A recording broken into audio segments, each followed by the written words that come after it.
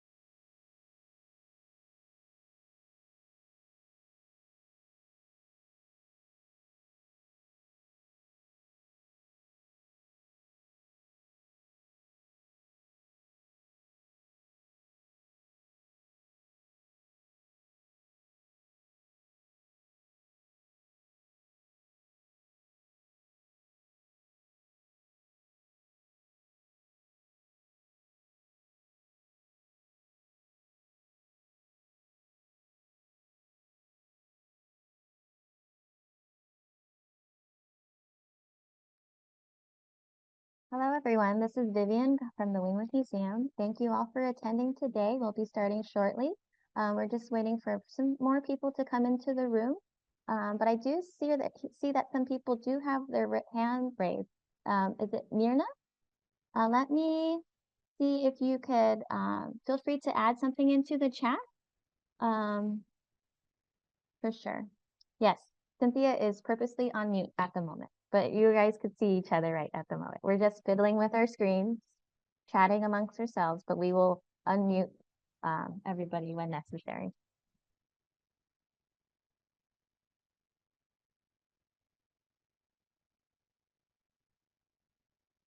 Okay, yes, if you have any questions, feel free to add them into the chat, or if you have specific questions for our panelists, feel free to click on the Q&A icon at the bottom and a window will pop up and you can add your question there. Otherwise, if you'd like to see the captions, there is some other screens, other icons at the bottom. It may be under the ... more section, but there is a caption setting there that you could click on and you could select your language and even the size if you'd like under settings for that. Today's program is supported by For Culture, as the slide is stating. But we also have 2 additional ASL interpreters that will be translating for us today. Interpreting, excuse me.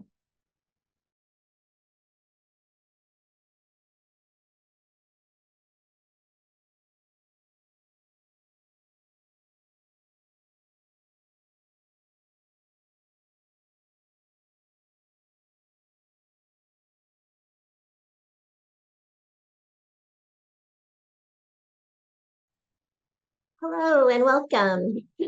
I'm Ren and I use she, her pronouns and welcome you to the Wingwood Museum today. I'd also like to welcome, excuse me, our ASL interpreters, Ingrid Sims and Mark Guzman.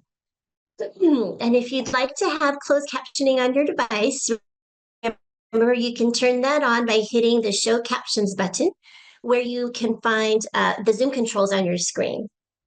And please note that closed captioning is auto-generated. So if you have a question about closed captioning, you can write it in the chat and a staff member will respond. As we celebrate today, I'd like to acknowledge that the museum is on the unceded land and waters of the Coast Salish people, and more specifically on the ancestral lands of the Duwamish people. Other Coast Salish peoples living in this region include, the Muckleshoot, Suquamish, Snoqualmie, Tulalip, and Puyallup. They are the first stewards of these lands, and they are still here, continuing to nurture and protect their ancestors' earth and cultures. The Wing Luke Museum staff and board strive to go beyond spoken statements and will continue to learn about, support, and partner with tribal leaders and communities. We also want to take a moment to acknowledge the labor of enslaved people upon which much of our country is built, as well as all immigrant labor, including voluntary, involuntary, trafficked, forced, and the labor of undocumented people who helped build this country. And we want to recognize that we all continue to benefit from those who continue to serve within our labor force. We strive to preserve and share these stories of work and contributions, both past and present, with deep gratitude and respect. The Wing Luke Museum has been grateful to partner with the Filipino American National Historical Society on this work, building on previous scholarly efforts by Dr. Fred Cordova, which resulted in a 2011 initial list of 61 Filipino establishments in the Chinatown International District, and subsequent research conducted in 2020 by Maria Batayola with Seattle University students that identified 31 additional sites. This work now allowed the opportunity to deepen our understanding of the Filipino American presence in the Chinatown International District by focusing on 5 sites more in depth under the direction of Cynthia Mejia Giducci. It is now my pleasure to introduce you to Cynthia, the preservation consultant for this project, who will be sharing her research with us today, as well as moderating this event. Excuse me. Cynthia, a retired teacher, oral historian, and writer, is the daughter of Tiborcio and Consolacion, immigrants from Pangasinan, Philippines. She earned a BA in East Asian Studies from the Fairhaven College of Western Washington University and in Masters of Arts in Education of the Deaf from Gallaudet University. Cynthia has also been a FONS Seattle chapter president and trustee and has multiple exhibits, including the I Am Filipino exhibit at the Wing Luke Museum. She has also co-coordinated the Filipino American History Month events in October at the Wing Luke Museum since 2016. Thank you, Cynthia. I'm excited to hand the program over to you.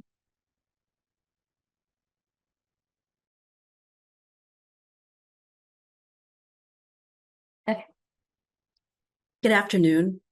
I'm very happy to be here today.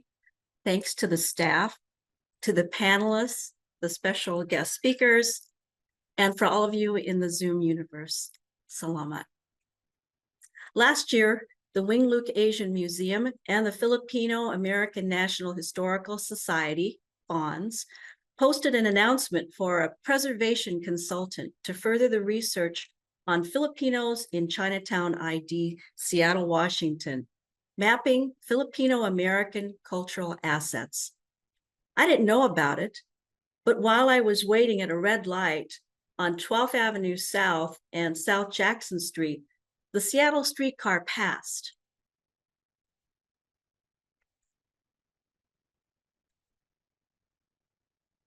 The streetcar with a very eye-catching design had Little Saigon, Chinatown, and Japantown written on the side. What was missing? In 1975, I was a community outreach worker at the International Drop-In Center on South Weller Street. There were many like me fighting for better housing, insisting on updating hotels to meet code, protesting the construction of the Kingdom, providing social services, and hanging out with friends. That was a vibrant Chinatown, newly labeled the International District, that I was familiar with. So while I gasped at the void of terms like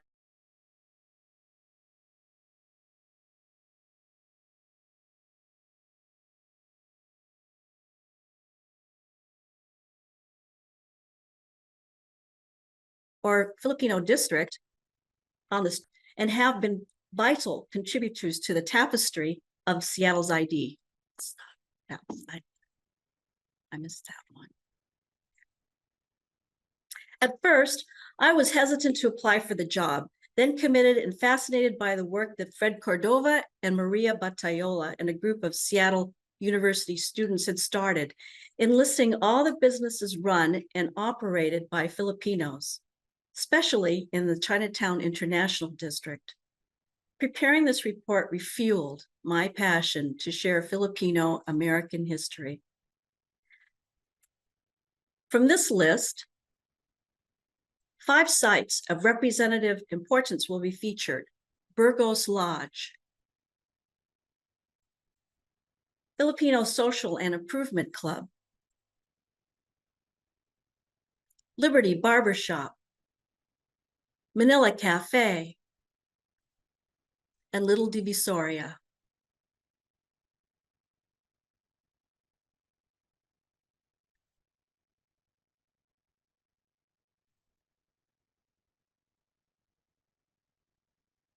I will be joined by 4 people who had very strong ties to the CID and deep connections to these sites. They are Dorothy Cordova, Fida Sumolong, Pio Decano, and Benji Santos. They will share their stories in the second part of the program.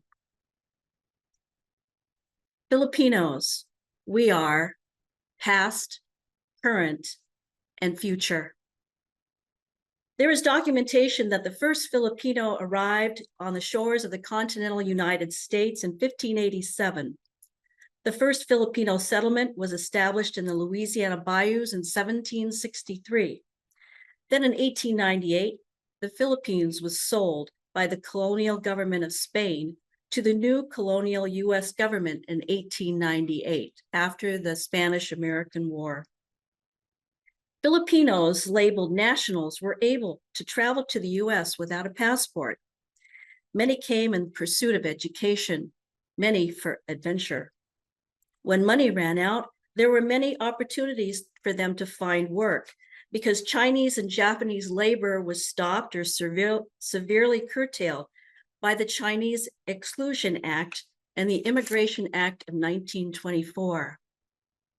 Seattle, a port city, was a natural destination. It was the embarkation point for the fishing and cannery work in Alaska. Seattle was also the terminus of the railroads that traversed from west to east, north to south, particularly to the agricultural fields in California.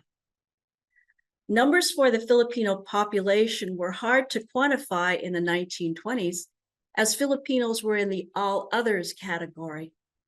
But in 1930, the Filipinos were counted separately, and in Washington state, there were 3,480 Filipinos, of which 85 or 87% of that number were transient and male. Chinatowns like the one in Seattle, with their hotels, gambling joints, and restaurants, catered to marginal communities.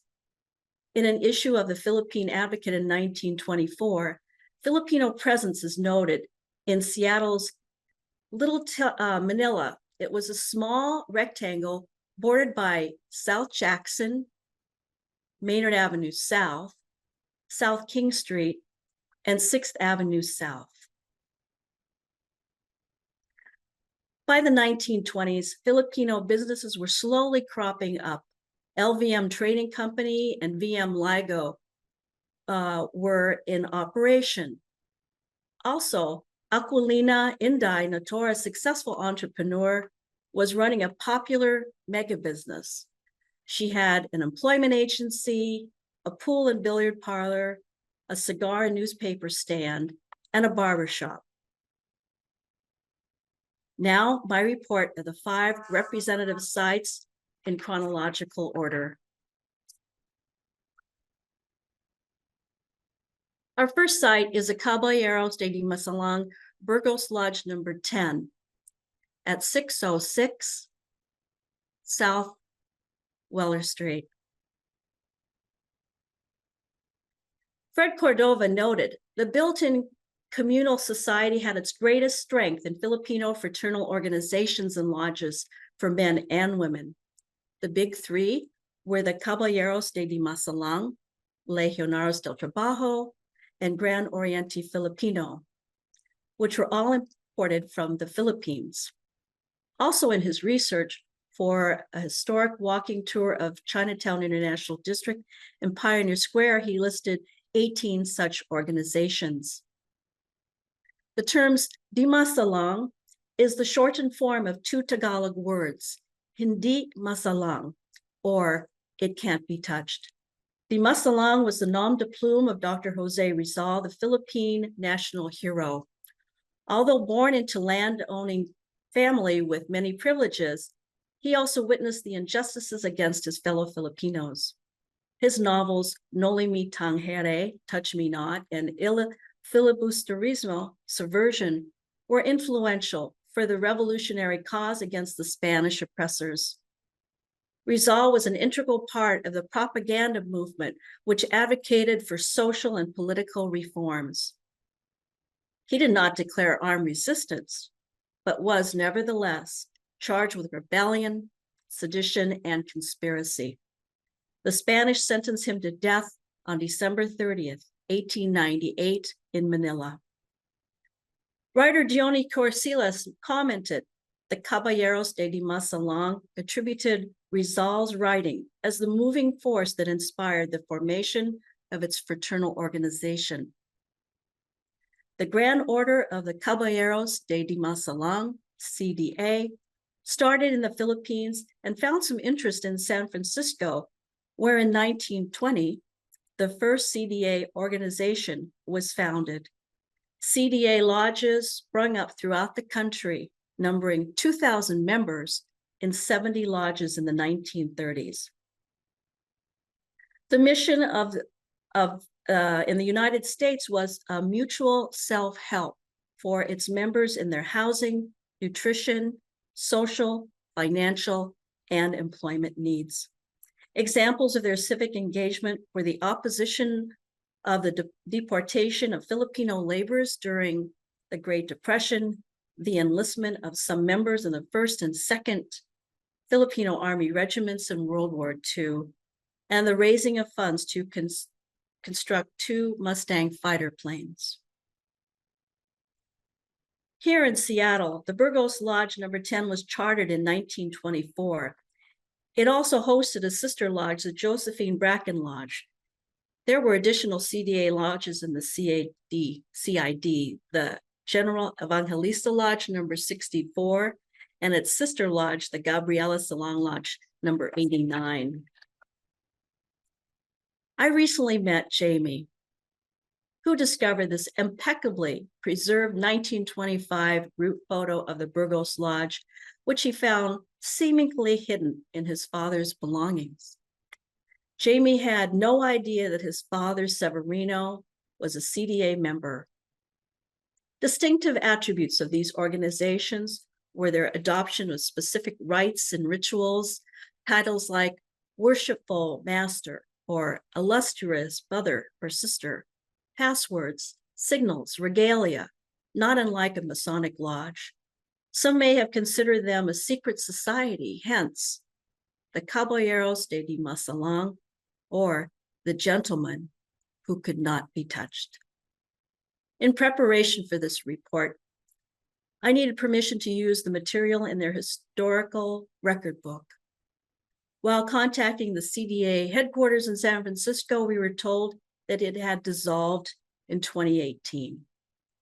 Here too in Seattle, there has not been any activity in the last several years, but Pio Decano will share his recollections of the Burgos Lodge.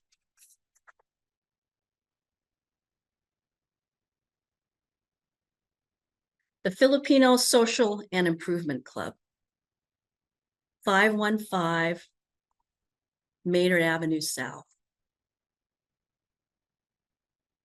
Socializing, eating, relaxing, gambling, betting against, winning, winning big, losing, losing big, tempers neutral, tempers explosive. Laughter, tears, jubilation, anguish. On January 3rd, 1992, the Seattle Times did a featured obituary for Adolfo Ventura Santos, but everyone knew him as Rudy. He was a charitable dynamo in the Filipino community to many organizations and causes. His reputation ranged from cash prizes for kids at the annual July 4th picnic on Pinoy Hill at Seward Park, to being convicted of perjury for bribing Seattle police officers. Rudy Santos was born in Manila and came to the U.S. in 1921 as a merchant seaman. He was a farm worker, a railroad and roundhouse worker, a Alaska cannery foreman, a bale businessman. He operated a grab fishing boat and owned a cherry farm. People remembered that he had a great house on Lake Washington. He was a president of the Filipino community of Seattle from 1937 to 1938 and a master in the Tyree Lodge, number 48. Rudy also ran the Philippine Social and Improvement Club, a reputed gambling establishment from 1942 to 1970. We come here Friday, Saturday night. We sleep in the hotel. And Sunday night, we go back and work in the morning. In Seattle, we go gambling, taxi dance in Chinatown. There are too many gambling houses. Sometimes I lose what I get in the sawmill. $8, $50. When I come here, lose everything. Rudy's Social Club became the living room for a lot of people who lived in Chinatown. It was where they saw their buddies. They could eat a free meal or two. And if they wanted to play a game or two, he provided that too. The club helped meet the needs of so many people.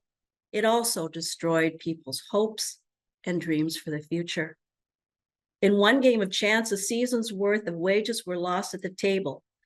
On the other hand, some won big. Those who descended the stairs into the club, not knowing what their fate was going to be, still took a chance. My friends and I also descended those same stairs, not knowing what we would find. I think we took our chances and came out with an unexpected win. As we walked around the former club, I asked the current occupants if they found anything that would have been salvaged from a gambling joint. One of them casually said, "As a matter of fact, there was something that might be of interest to you."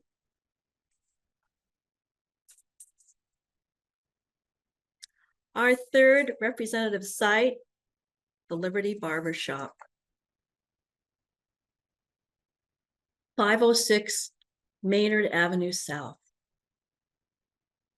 Dorothy Cordova reminisced, Chinatown was a place where many of the old men in their younger days went for haircuts and to hear the most recent gossip in the community, then play cards in the back rooms. Men dressed well then. Suits, ties, hats, suave, handsome, groomed perfectly. However, these were the same men bent over to cut asparagus, hauled in catches of salmon, waited tables, cleaned hotels. But now they are on their break before their next job. They came to town to look good, to mingle, or even to find a lady for a dance or two. In the 1940s, there were more than 30 barber shops in the CID, of which 12 were identified as Filipino-owned. Bob Sakota, a Japanese-American barber whose shop was on South Weller Street, commented, "Caucasian barbers cannot cut black hair. A little mistake, and it shows." Therefore, business in the CID was good.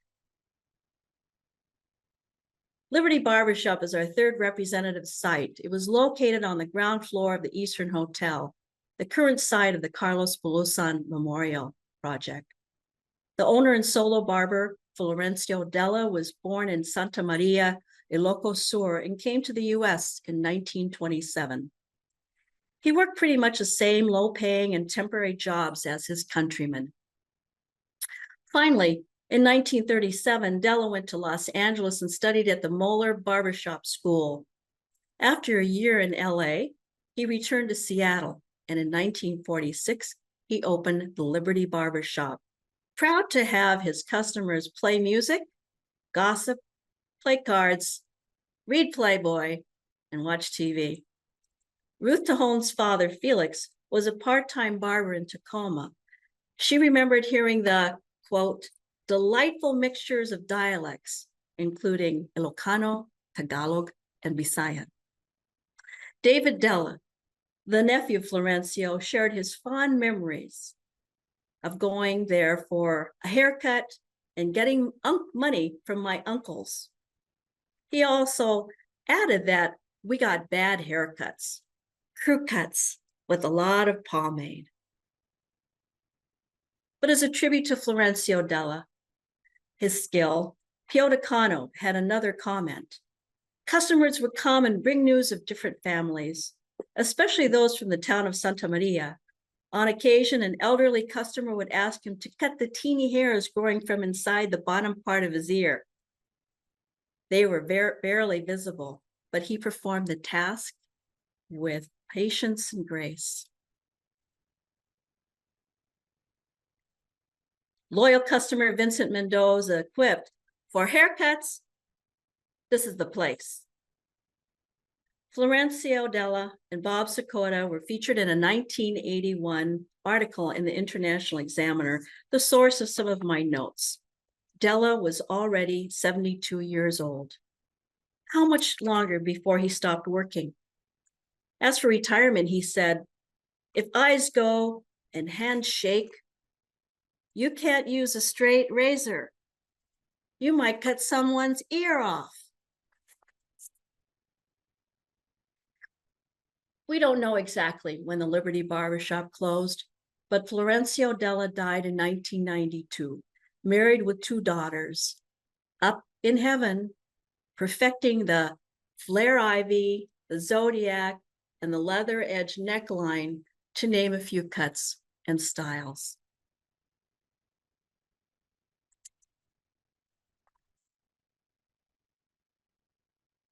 The Manila Café, 616 South King Street. Close your eyes. Think of a restaurant in the CID that you fancy. It has its own unique flavor and house specialty.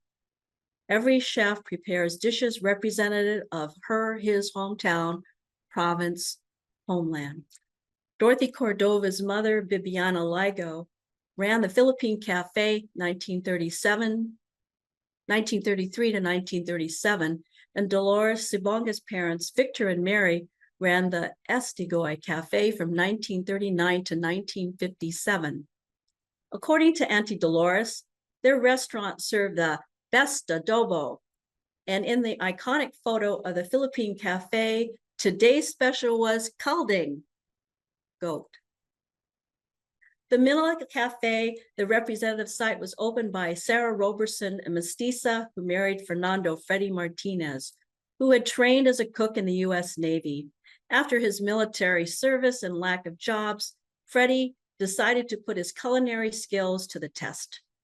Here we have a set of photos. On the left is the original site, which opened in 1953.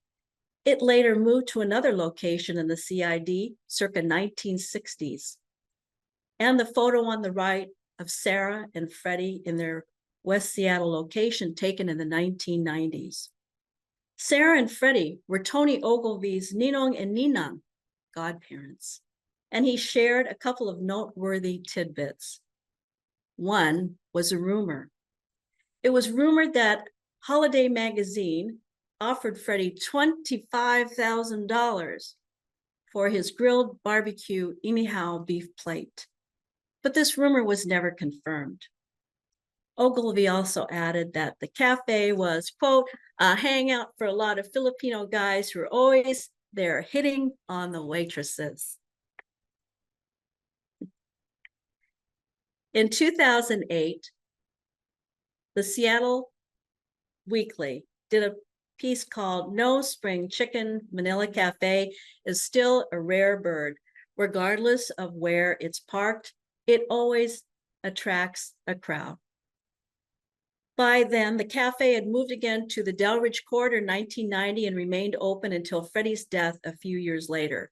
But his granddaughter, Renee Bell, reopened the cafe in 2004 at another location, at another West Seattle neighborhood, finally to a strip mall on East Marginal Way from 4th Avenue South. It's a lot more centrally located for our older customers who remember us from the ID location. On Facebook, there was an announcement that Manila Café was closing in September 2011.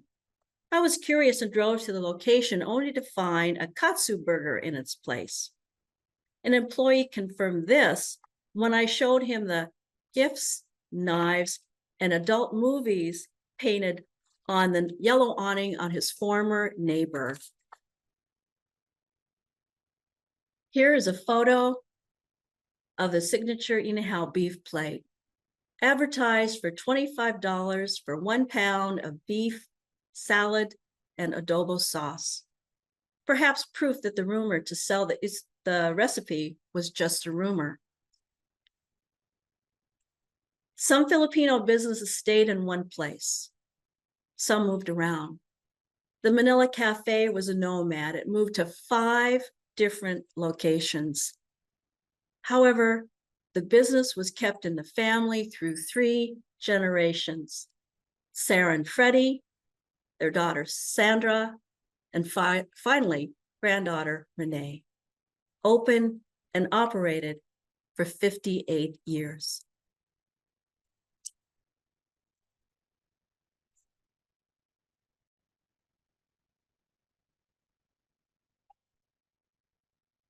Little Divisoria.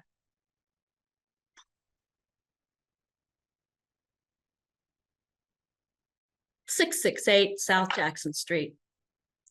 Little Divisoria was a business that did not open until the mid-1970s, which satisfied a need in the Filipino-American community. Wasang's grocery store was a well-known shop on South King Street. I personally recall Florence, the shop manager, would reach into her glass jar and pull out some hard candy and give one to myself and one to my brother while our parents shopped in the store. At Wasang, we would buy rice, bagoong, fermented fish, chicharon, pork rinds, and mongo beans. Before Little Divisoria, many Filipinos shopped at Wasang or drove up to Vancouver's Chinatown to purchase a wide array of produce and ingredients for our dishes. Little Divisoria was owned by Benjamin Santos Sr., a businessman in the Philippines. He and his family came here in 1969, and with his son Bing, they worked in the salmon canneries to earn enough money to claim the first Filipino store in Chinatown in 1973. Benji, his daughter, worked there part-time, and we'll talk about her experience later on in the program. Bing proudly said the Little Divisoria was the first in Seattle to provide 100% Filipino products, from bangus to coconut husk floor polishers. And by the way, a 100-pound sack of rice was $9.99. Here is an ad printed in the 25th anniversary program of the Philippine War Brides. Greetings. Come and shop at the Philippine Expo of fresh fish and different kinds of cream, and many more at Okay Na, Masarap Pa.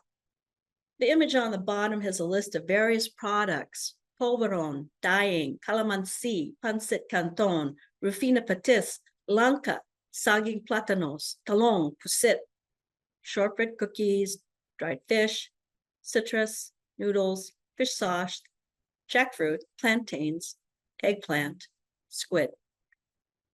Bing recalled that his mother wanted Nestle cream, which was not sold at Wasang.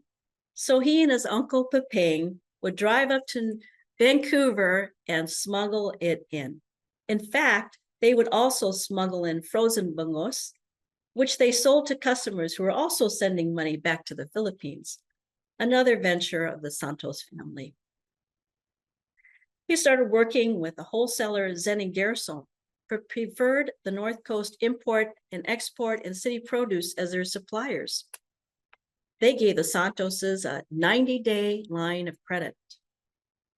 Once securing that partnership, Bing wrote, "That's when the competition between Wasang and Little Divisoria started." After about 10 years, the Santos family sold the store to another Filipino family. Benji had graduated from college.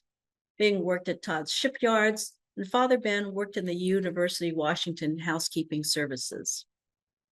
Benjamin Santos Sr. passed in 2011. Ron Sims, former King County executive, wrote in his condolence message, "Your life was a gift to all of us."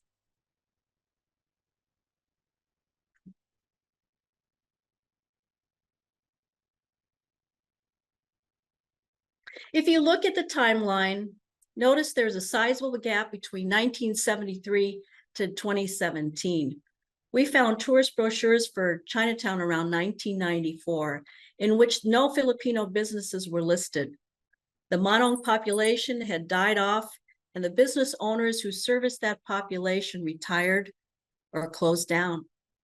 But there was a seismic shift in the Filipino-American community. Thanks goes to Devin Cabanilla for his social network and advocacy. As reported in the very first Filipino Town magazine, 01, he was alerted in 2017 about a resolution to put forth before the Seattle City Council. The council was, quote, falsely advised to remove what was written as the historic Manila Town, unquote, related to the Chinatown International District list of communities. Cabanilla created the Seattle Filipino Town Coalition and started a petition drive to oppose such an erasure. As a result of these protests, Council President Bruce Harrell and Council Member Rob Johnson expressed regret and labeled the omission a mistake. And by a vote of 8-0 to amend Resolution 31754 to remove Manila Town, passed. The coalition further pushed the council to pass Resolution 317469 in support of the historical contributions and consistent presence of Filipinos relating to the Chinatown International District, incorporating Filipino Town and recognizing the important history and contributions of Filipino Americans to the city of Seattle. Encouraged by this activism, young Filipino business owners are returning to the CID. Hood Famous Bakery and Cafe and Bar opened on 5th Avenue South in 2019, run by Shara Amlag and Gio Kibuyan. Quote, "We want to share the history of Filipinos and Filipino Americans by increasing visibility and to continue to create special informative spaces." Biome is a studio that uses sound, plant, and light therapy. It is located at 670 South King Street. The owners are Carlene Ilagan and Robin. A Resting Place is a grief and loss cultural center which shares space with Biome. A Resting Place opened in June 2023. Counselor and manager Derek Dizon said, "It was important for me to have a support center that addresses specifically the ways in which we experience loss. I think of my great-grandfather, what was happening in his grief." And Kilig, a Bulalohan and Pansiteria on 8th and Lane Street, which opened in October 2023. Owner and operator Melissa Miranda wrote, We chose this location because of the importance of having Filipino representation to help promote the history of Filipino town, to bring more Filipino business and culture into the neighborhood. These are just 4 businesses that are repaving the way for future events. I am hopeful and expect more good things to come. My report is finished, but the research continues. It is an emphasis on Filipino presence in Seattle's Chinatown International District. Moreover, this is an invitation for you to do your own writing and your own advocacy. Where's the slide?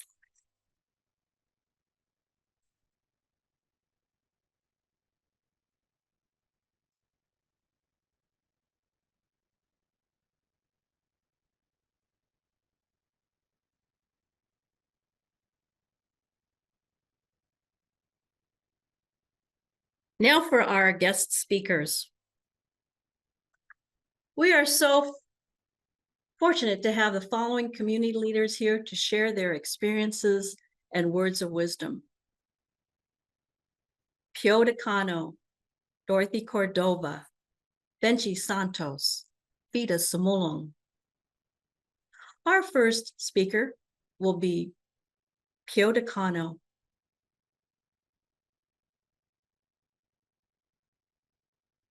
Pio Decano's academic accomplishments began with graduating from Garfield High School in 1957 and followed with a BA in Spanish and an MED at the University of Washington and ultimately a PhD in education at Washington State University. He served in the U.S. Marine Corps in Lima, Peru from 1959 to 1963, 2 years of that time as an embassy guard. His work life spanned summers in Alaska as a part of the salmon cannery crew, 3 years as an educator at various high schools in Seattle and Tacoma, and finally as a counselor at Nathan Hale High School. He coached tennis, soccer, softball, and baseball. And after retiring, he played on senior softball teams himself, once as part of a world champion team. We're so delighted to have you with us here today, Manon. You will talk to us about Burgos Lodge, number 10.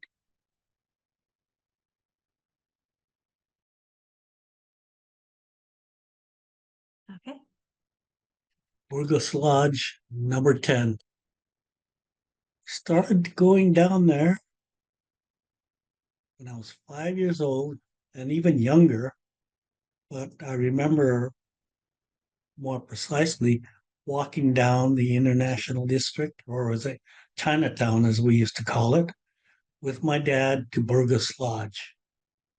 And the importance of that lodge to the solidarity of the old Ilocanos primarily was incredible. It was the meeting place for a lot of Filipino Americans, older generation, who had come here expecting to find work and education as easy access. The work was always tough to find. Looking for work as a Filipino back in the 20s and 30s, you were primarily designated to follow the farming patterns here in the state of Washington and California. And the older Filipino, the generation that came before my generation, worked steadily in the farm fields of California, Oregon, and Washington. Only later on did interest spring up about getting further education. And then it became very, very difficult for Filipinos who were educated in the Philippines with high school diplomas, which a school system established by the Americans, and coming here and being denied access to higher education possibilities. And that would continue on, into the 50s, the 40s, the 50s, the 60s. And until was established that Filipinos could be successful in getting a college degree through getting the BA and then gradually going to graduate school, where the doors beginning to open back in the 50s and more so in the 60s than the 70s and 80s. But it was really tough getting in those. I remember I was looking for getting a master's degree, and it was very hard busting through the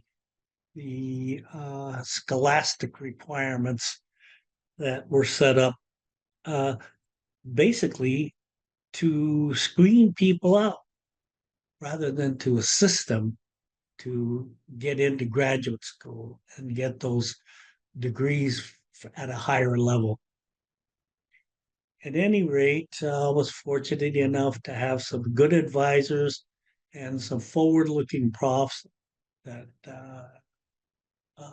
took me through the steps and got a master's degree in education and a PhD from Washington State University in 1973. Yeah. At any rate, but the 611 King Street was the actual impulse of me saying to myself, you need to get those letters behind your name in order to be successful in the society.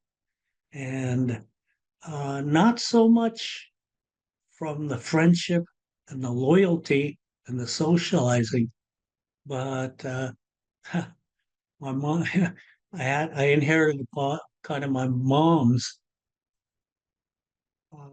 She had a reluctance to the Burgos Lodge because she said many of the Manongs lost a season's wages in one throw of the dice, and they would leave their families in financial jeopardy after spending a summer working in Alaska. And it happened over and over and over again. And this took place not only in gambling joints, but also in the Burgos Lodge, the back room. They'd had gambling, poker, and as I said in my memories, there were bunks for cannery workers up in the second lofts, and or ladies of the night. Like I say, the lodge is a sanctuary, mostly Ilocano speakers, a meeting place for men facing the same difficulties of living in a society different from what they were accustomed to. Guitar players singing familiar songs, and also people kept, or the men kept, hidden weapons down there. So Pastor was the keeper of the place where they had bunks for the men down in the lodge, and he also ran the gambling games and cooked in the small kitchen that was in the back of the lodge. And it was the meeting place for primarily Ilocanos who were looking for a place to stay and looking for a way in to the financial aspects of surviving in Seattle.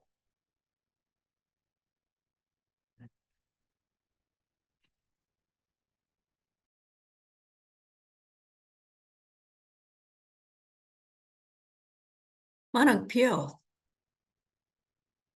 thank you very much for your reminiscence of CID. And they're very wise words, and it really reflects the struggle and your goals that you had for yourself during that time. Our second speaker will be Fida Sumulong. Fida Sumulong is the 90-year-old young niece of Rudy Santos and will be speaking on the Filipino Social and Improvement Club and her uncle's involvement in helping so many in the Filipino community. Fida emigrated to the United States in 1966 and taught at a Catholic school in Ballard. She earned her master's in education degree at the University of Washington and also taught basic Tagalog classes at the UW in the 1970s. Auntie Fida, thank you for coming today. Please share your story about Uncle Rudy. Hello, good day to you.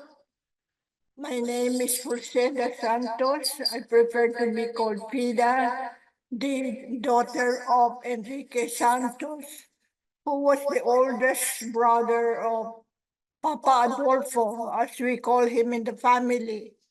You call him Uncle Rudy here in Seattle. I first heard of my uncle here in Seattle at the end of the Second World War, during the liberation days of Manila, when there were still many soldiers in the Philippines, and the fighting was still going on. One day, my father came home from the school where he was principal and which he was trying to reopen for after the war. He with him was an American soldier, tall, white, and the whole neighborhood came around the house watching him. The soldier looked for my father upon the instructions of his commander to find somebody who the only information they had was he was a teacher in the public schools in the area of Manila. They found him for my Uncle Rudy. That was amazing to me, that a soldier in the army would take time to find us. It was only years later when I came here to Seattle, that I learned that he was an important man in the war efforts. He was a big fundraiser of the war bonds during the Second World War, and that was why he had friends in the army. Soon after that came his help from Seattle, including a prefabricated house and an automobile, which was at that time a very rare commodity, even for the rich people in our little town of Pasig. But my two older brothers, who were in high school at that time, were of course deliriously happy and tried to show off the car in our little town, although they could hardly drive. After a while, my two older brothers, Benjamin and Dante, finished high school, and they came to Seattle to go to the University of Washington. Soon after that came many photos of Uncle Rudy and Aunt Virginia and the daughter Joyce and their beautiful house by the lakes in Seward Park, and also pictures of Alaska cannery workers, life in the Alaska cannery, where my uncle was a foreman, and they found work for my brother and sister, and my two brothers. I found out that he also put up a Filipino club for the needs of the workers from the cannery when they come to Seattle or on their way to Alaska. Also for the Filipino sailors with the American Navy or Coast Guard, where they hang out and socialize and play cards, and sometimes they nap at the chairs there, and especially eat Filipino dishes available any day for free. After many years, we were able to travel with my uncle. And so one day, when we were at a place where there was only one bed for the three of us, he insisted on sleeping on the floor and telling us a story that when he first came to Seattle, he was poor and lonely and no money and no place to live. And this old man took him to his room where there was also only one bed and made him sleep on the bed, and the old man slept on the floor. When he protested, the old man told him, "You are my guest and I honor you. And I want you to do that to help others when they need help." I think my uncle lived the rest of his life according to the man's wishes.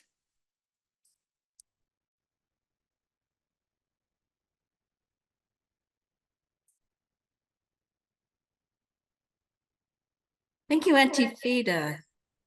I'm glad that you're going.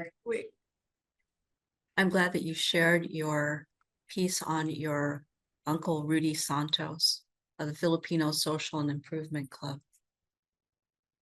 Our next speaker is Dorothy Cordova. Dorothy Cordova.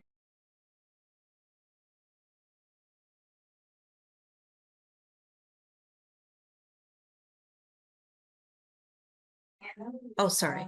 Hi. Dorothy Ligo Cordova is a Seattle-born and daughter of Bibiana and Valeriano Ligo. The Ligo family owned a grocery store from 1928 through the 1930s, and then the Philippine Café from 1933 to 1937. Dorothy graduated from Seattle University with a Bachelor of Arts in Sociology. She founded the Filipino Youth Activities in 1957 and has served as the Executive Director of the Filipino American National Historical Society since 1982. She and late husband Fred have 8 children, 17 grandchildren, and 28 great-grandchildren. Lola Dorothy, please tell us about your story of the Chinatown International District. I have many memories of Chinatown. I'll start with when my parents had a restaurant in Chinatown. It was between King Street and Jackson on 6th Avenue. And what I remember was all the young men who would come there, and they treated my brothers and I like family. We were the family. And I didn't realize how much work was being done. And I think you're going to find out when you go through Filipino American history. My father was killed in 1936, and my mom was able to keep the restaurant open just one more year. And she, in 1937, she closed it, but she brought home a box that my brothers and I found later. They were meal cards with the name of the person it was issued to, with punch holes all the way around. And I asked my mother many years later, what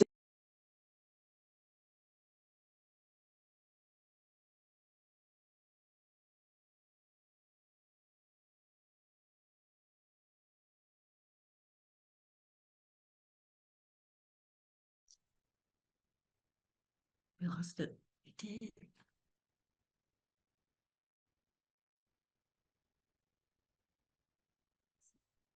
Okay. Start. Please excuse, we're having some technical difficulties. Yeah. Try to get you back on track again.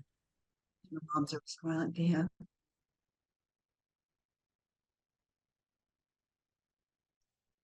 I'm gonna try again from the box. You Yeah. found the box. Yeah, right. Can I talk now? Okay, so every card was all those meals, around 30 meals. My mother could not afford to carry that load anymore. She had 5 children, and this was during the Great Depression. But I have other memories that were kind of funny. Some of the kids who lived around Chinatown would come and get us. We'd walk down to Soto with a Soto now and come back with cat o' nine tails, which means it was swampy. There was the Atlas Theater, where some of the Filipino kids were in the vaudeville shows, and they would compete for prizes. And one of them, the Campesano Hyacinth, was so good, she'd go from there, win there, go to the Palomar Theater, win there, and then ended up at the Orpheum. So we also had budding entertainers there. As a teenager, after dances at Washington Hall, a bunch of us would walk down to Chinatown. We'd pool our money together and buy a huge bowl of abalone soup. We'd share. Then after that, we'd walk back home. And we were walkers in those days. Another thing that I remember as a teenager, starting in the spring, you would see a whole bunch of young Filipino, older Filipino men standing, pushing against the building up to the street. They were there waiting to be dispatched to Alaska. And so our population tripled, quadrupled, many more people would be there. And that enlivened the place. It gave money to all the restaurants there. Another thing, too, about the Chinatown place was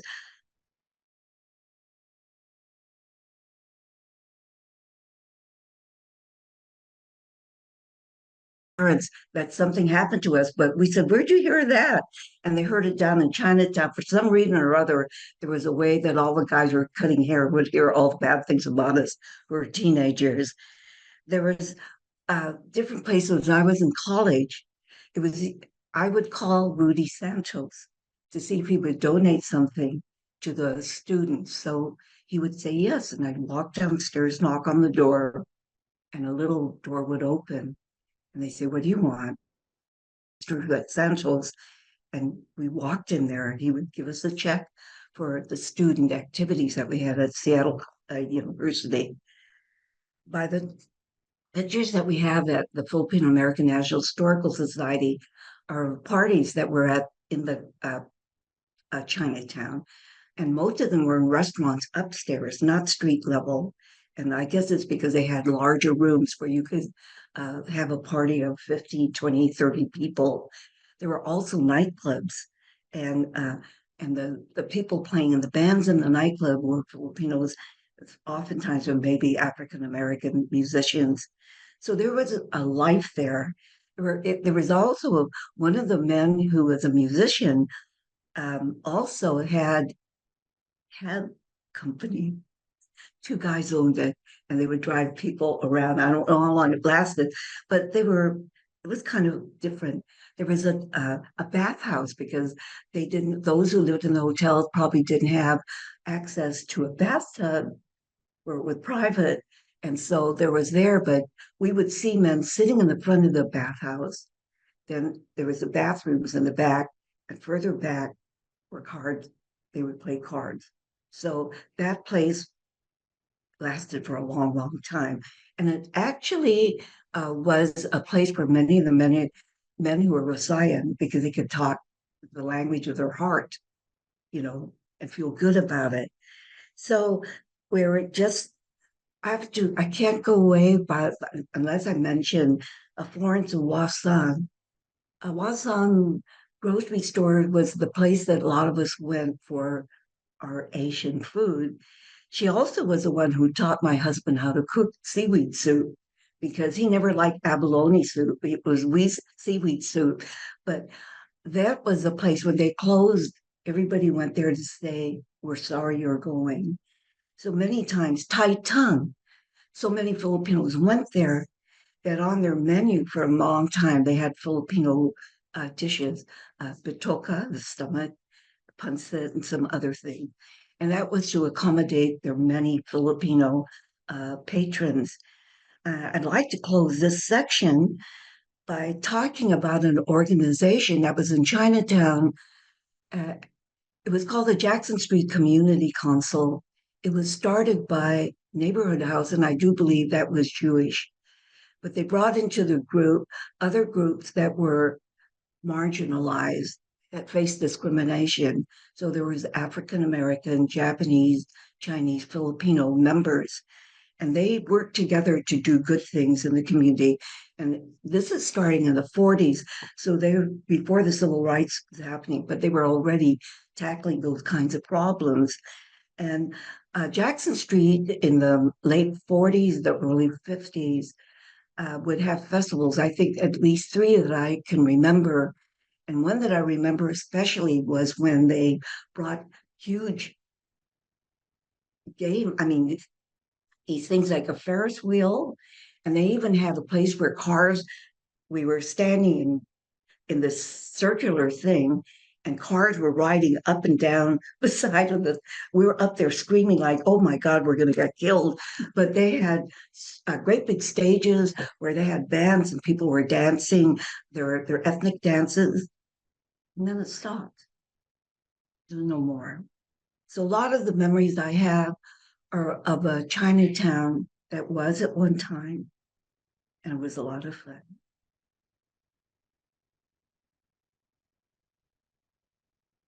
I think that's my 5 minutes.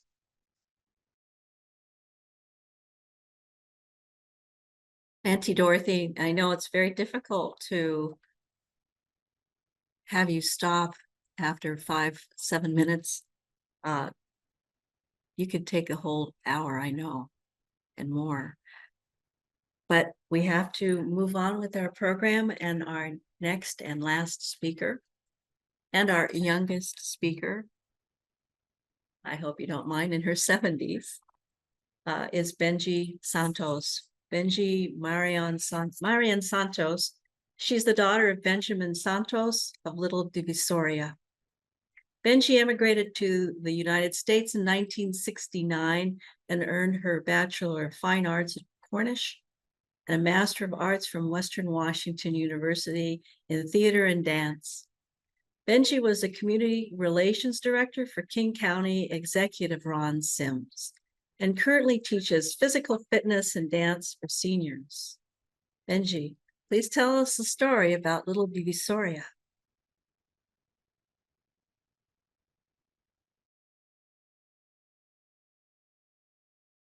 Are my memories of Little Divisoria. My father, Benjamin Santos, was a businessman in the Philippines. Naturally sociable, he had a knack for promotion and marketing. He traveled extensively across the Philippines, selling all kinds of commodities, sugar, appliances, clothing, umbrellas, and many, many more. When we immigrated to Seattle in 1969, my dad did not have a job.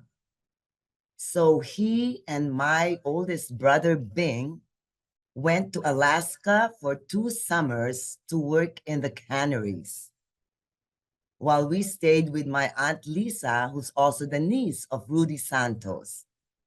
So when my parents had saved enough after a couple of years, they bought our new first house.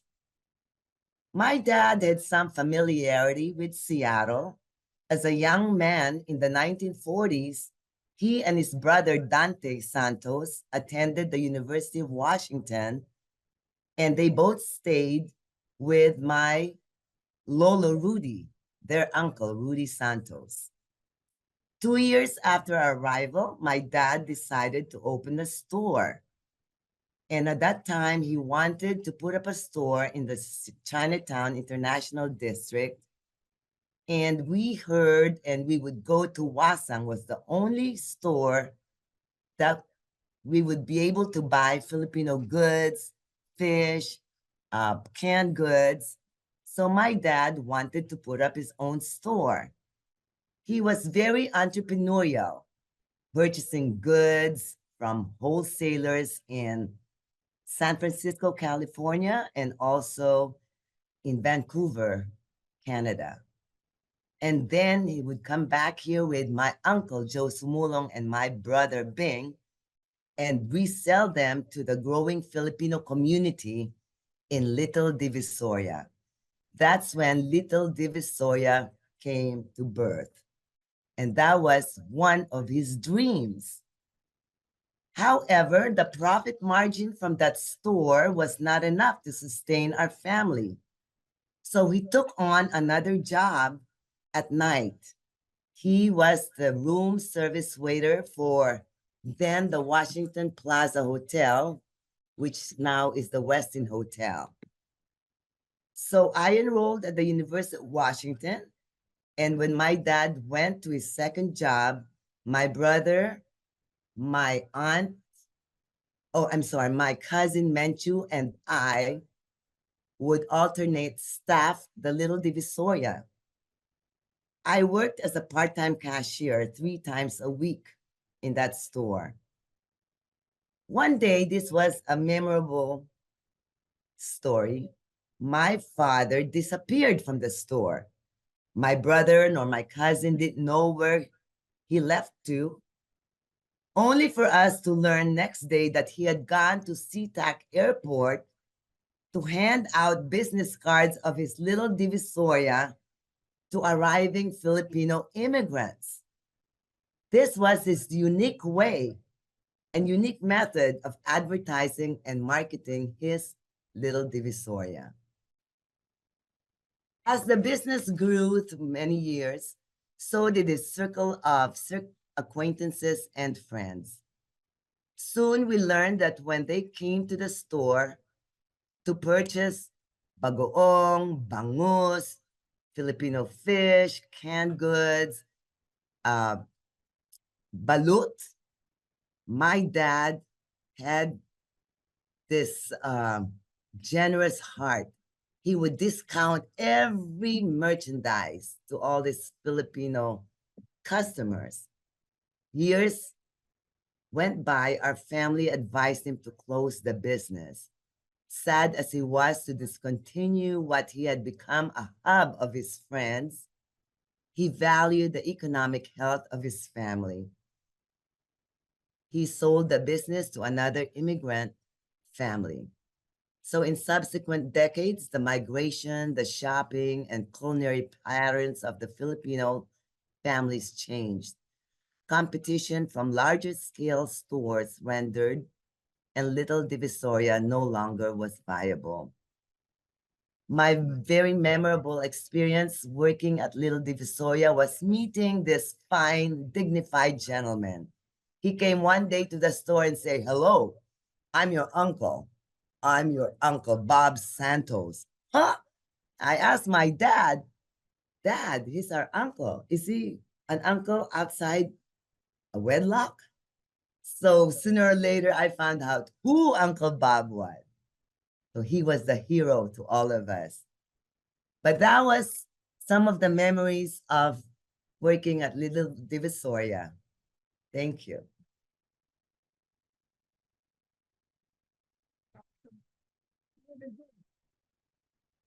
Benji, thank you. I'm sure your dad and mom are very proud of you and Bing for sharing your stories about Little Divisoria.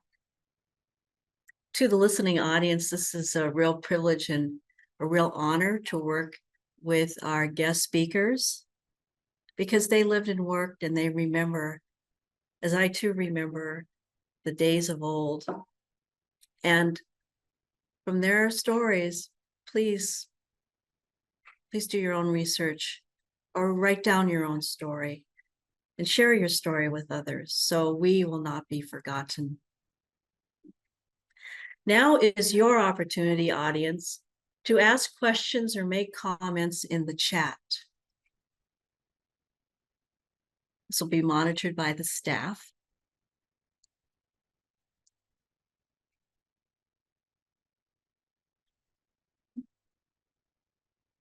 Don't be shy. But I will say something. I was looking at Emily Lawson's comment about when Auntie Dorothy was talking about the Manila Café, oh no, the Philippine Cafe and the utang, the IOUs that she froze. And I'm wondering with Lola Bibiana was saying, why are you telling them my story, Dorothy?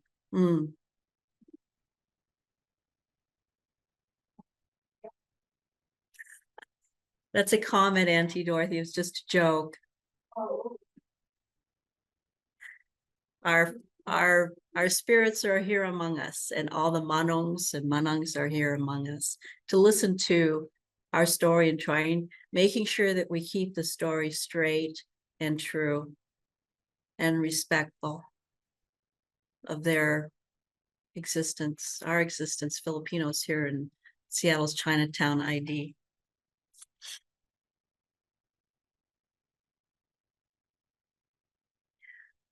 There's a question from one of the listeners. Where was Little Divisoria located?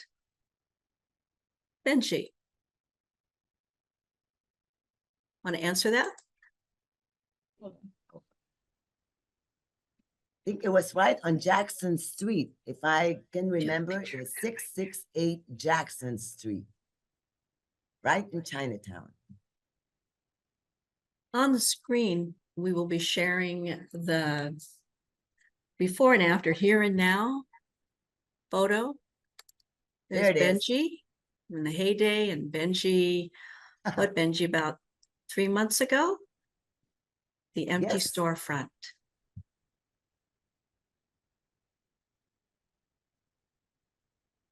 So that was right on Jackson Street.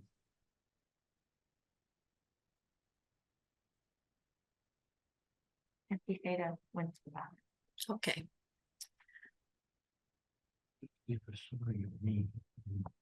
Oh, what does Divisoria mean? That's one of our questions from one of our audience members. Yes. My dad decided to name his store Little Divisoria. Divisoria was the biggest public market in Manila. It's called Divisoria. So he renamed his store after the Manila Public Market. Very popular, Divisoria. It still exists in Manila.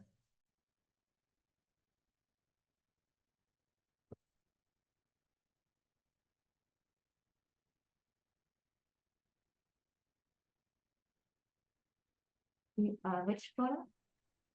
Can any of presenters, maybe Dorothy, tell us a bit about the Algona Pacific Filipino Center down here in South King County?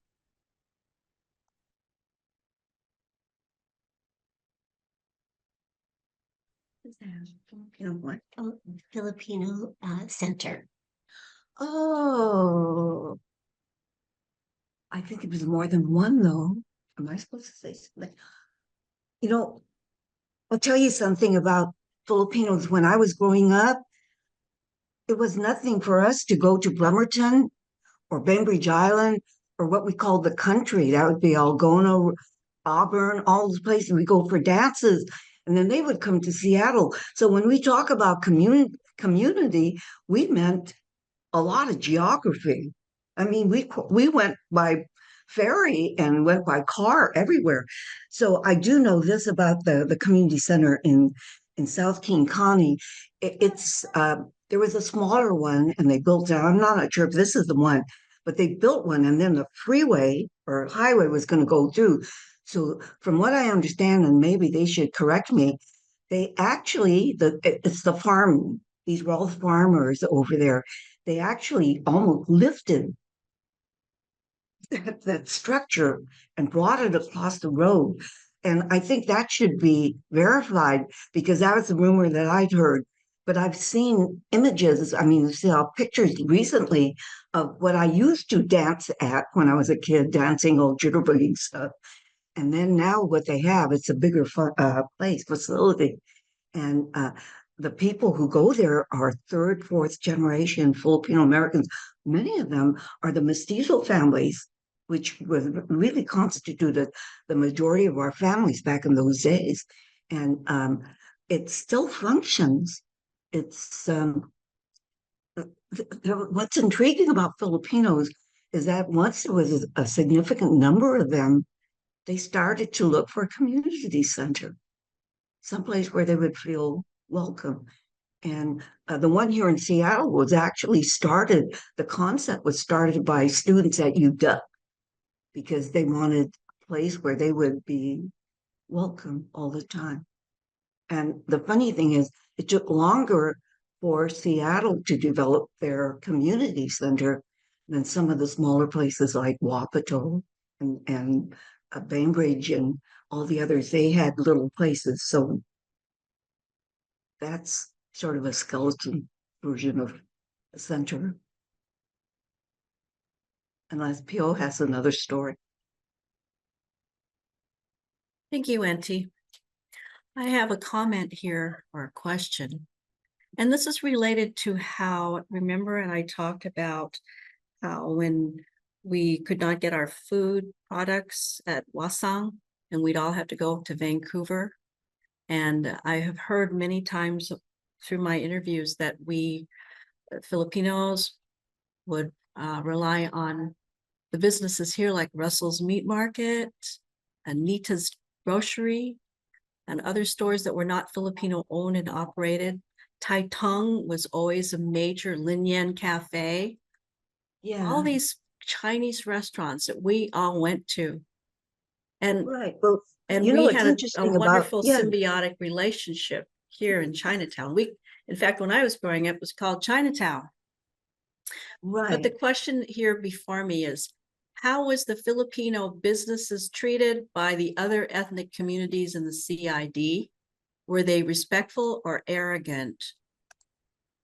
Were they what? Were they respectful or arrogant? I'm not sure what you mean by that. I will say one thing about Filipino businesses there, the long-standing one apparently were the barbershops, because the clientele was continuous. The restaurants, there's a lot of, you have to pay the rent, you have to pay for the food, you have to pay for the workers. There's a lot. With a barbershop, you have the chair and the barber and the scissors. I'm not being facetious or anything, but with people who had to buy things like Benji's father's place, he had to buy rice and he had to bring things from the Philippines. There's a lot, unless you had money to start with, unless you owned the building, there is a lot going on. What was interesting though is, you know, I think Benji, you could talk because your dad, you started later. Yeah. And I wondered why Uncle Bob Santos would frequent our store. And I come to find out that he wanted to make sure that we were treated right and justly in the Chinatown. And that later on, I somehow realized why he was coming there quite often. And there's also his friends, I remember, from the Seattle Police Department who would come often and visit our store and make sure we were okay. And that was going on, I'd say about 5-6 years of operation in Little Divisoria. And we were treated quite fairly by the other Asian stores right around us. Even though some of us would still buy goods from Wasang, and a lot of them would come also to Little Divisoria right around that time. So it was pretty good. I'd like to throw something in that I probably got slammed for, but that's okay. A lot of the research I was doing in the very beginning was called Asians. So I learned a lot about them. In starting businesses, Japanese, Chinese, and even the Koreans that came in, and I think the Vietnamese, they had a system as part of their culture, I guess, where they would put money into a pot. It was a cult, all together. And from what I understand in the very beginning, that at one time a person could take what was there with the understanding they would continue to put money back in. So there was a helping system. With the Filipinos, we didn't have that. It was every man for themselves.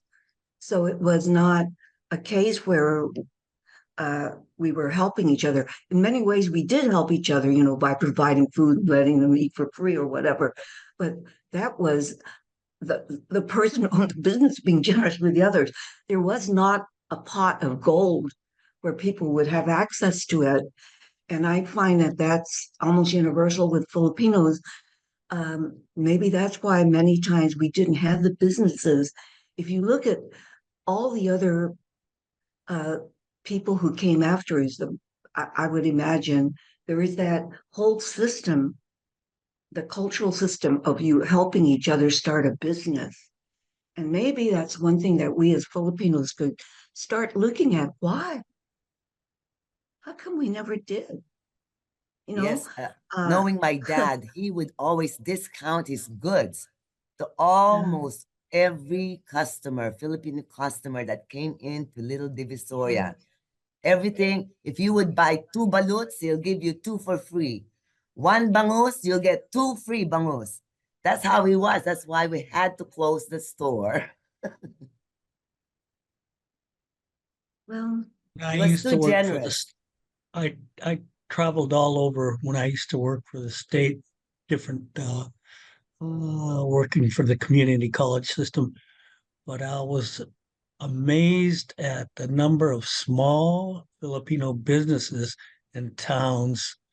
Uh, They they were just solely owned, but there were in every small town, or well, I shouldn't say every, in a lot of the small towns, Filipino-owned businesses, grocery stores, uh, were there, and they they they they survived on their own, and they were open just on the entrepreneurship call that a lot of Filipinos have as small business workers or owners.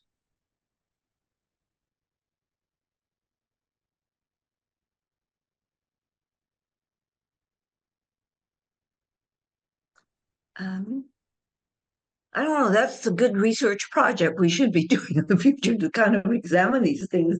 Maybe, I don't know. I'm too old. Maybe some younger graduate student would like to look at it. But it's always intrigued me, the fact that why didn't we do what the others did? You know, or does it go all the way back to the Philippines? I don't know. Entrepreneur. Yeah, right.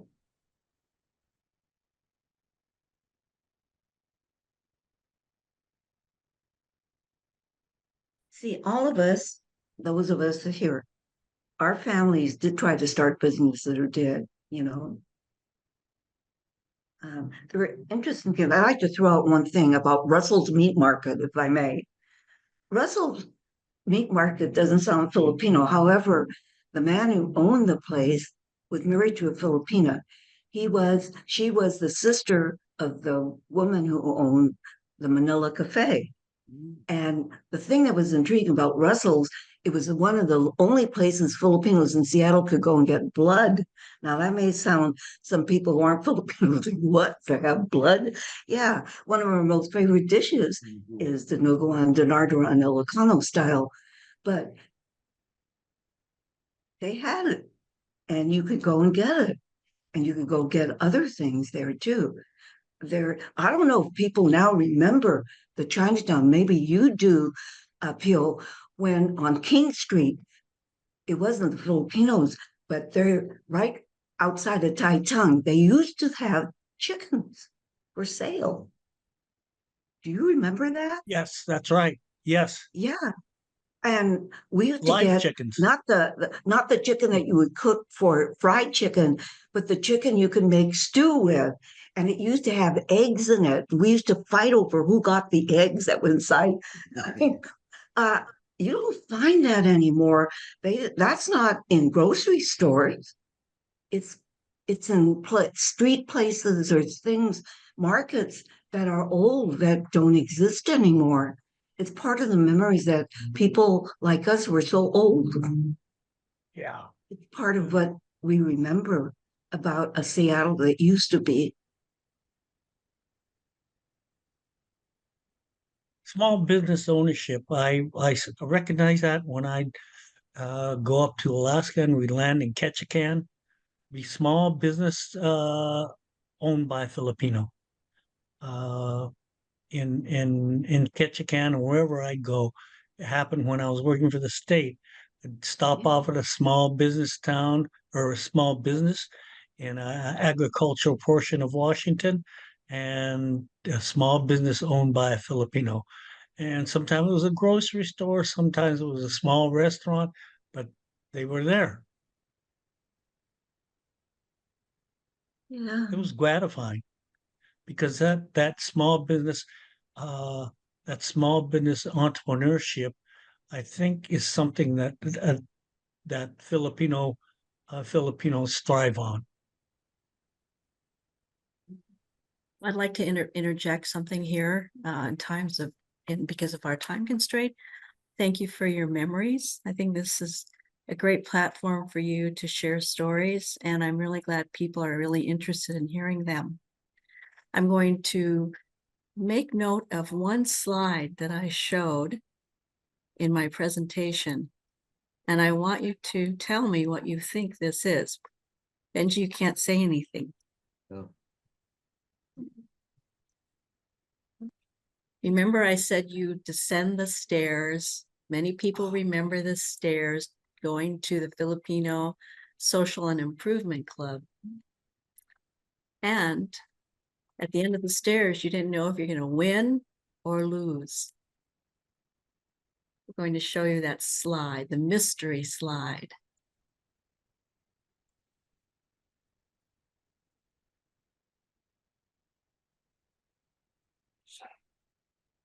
What could that be? Yeah, Tita. What is it?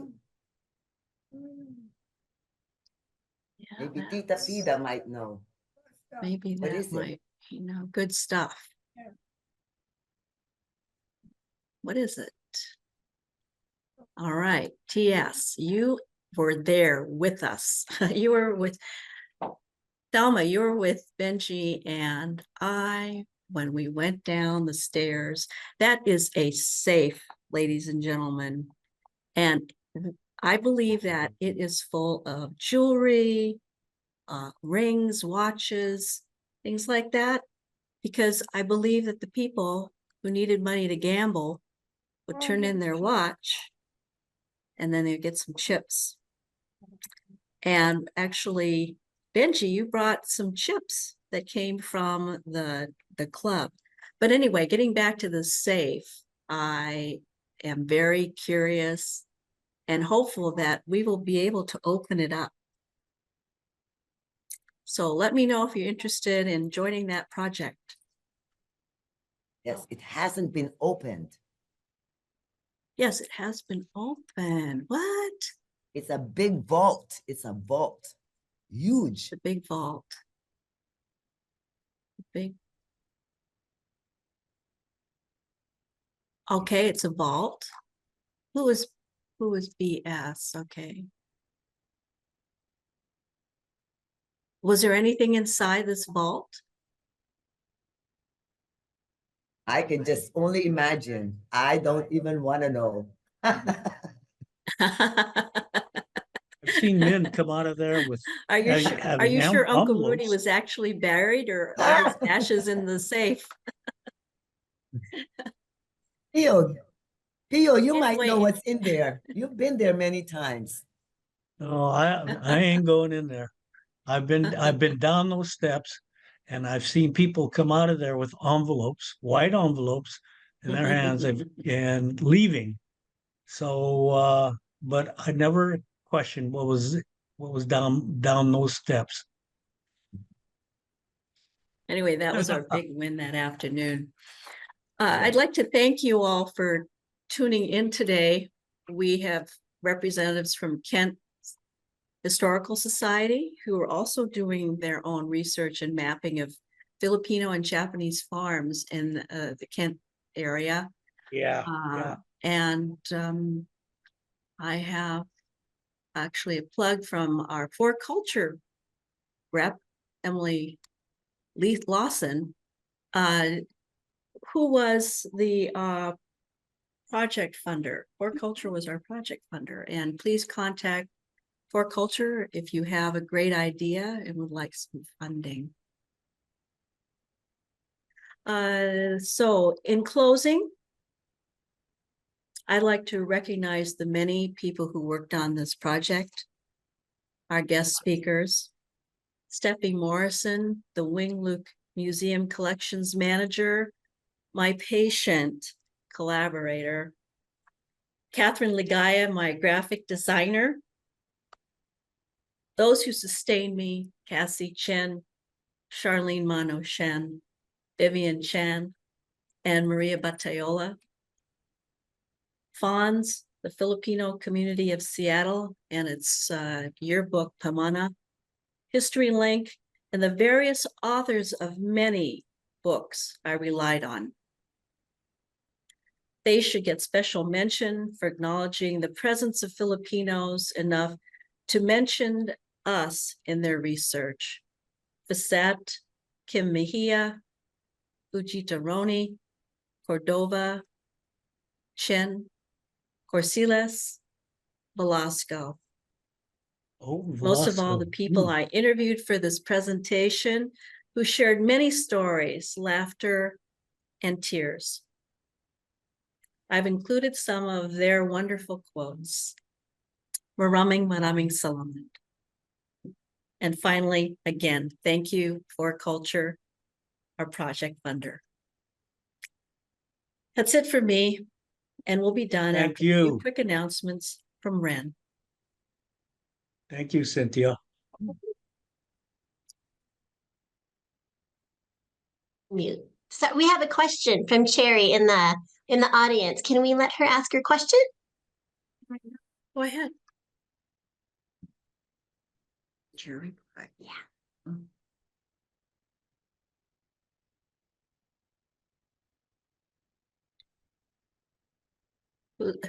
Is somebody Hello, voicing? everyone. My name is Cherry Lean. This is my name sign.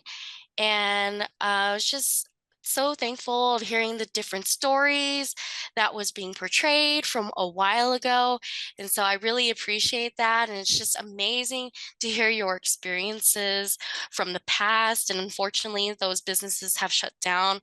But I saw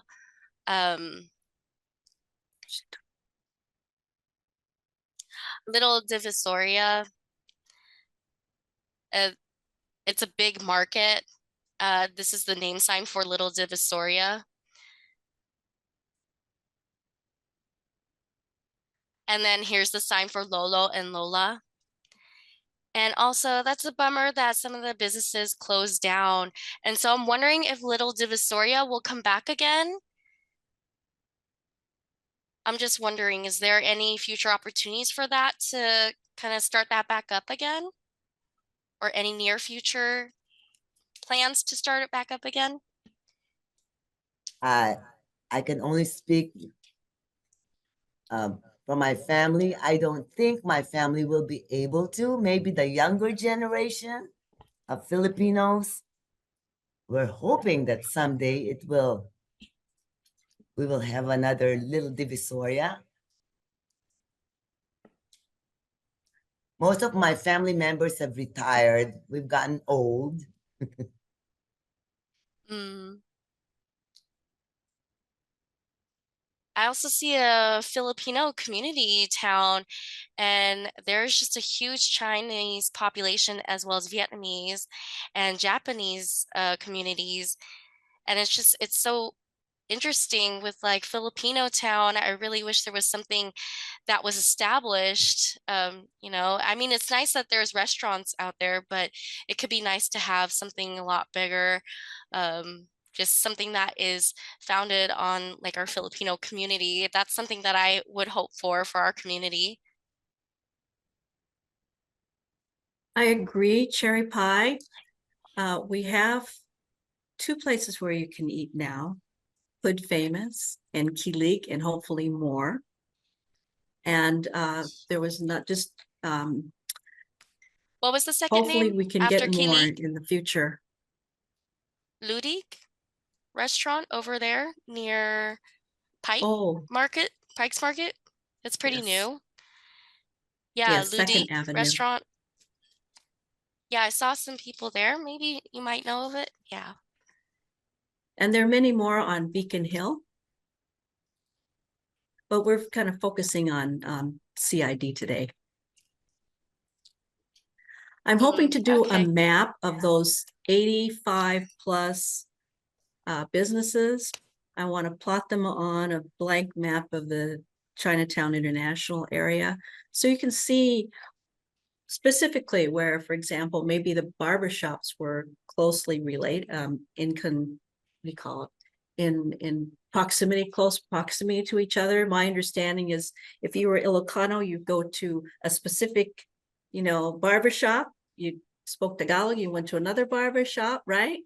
You speak Bisaya, you go. So I think that's one reason why we had so many barbershops in this small area, 12 barbershops. Anyway, thank you for your Yeah, and the encouragement. last I'm one planning over for is my P next Restaurant, project. Jollibee. There's one And I close think over to you my home. should also think about it too. I will pass the program closing to Ren. Thank Thank you you. so much. Thank you for your discussion. Thank you, everyone. And thank a you, Cynthia. big thank you to Cynthia for her amazing work on the project and her lifelong service to shared local Filipino history and culture. It's been an honor to hear from all of our speakers today, and we're grateful to all their work for sharing their memories and their experiences with us. For more information on the Filipino American community, please visit the website for the Filipino American National Historical Society. I think we're going to drop these in the chat.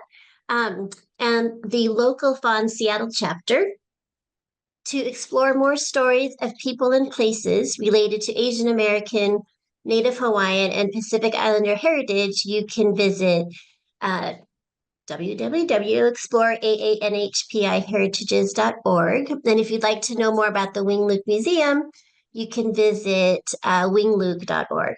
Oh, and we will put all these in the chat for you.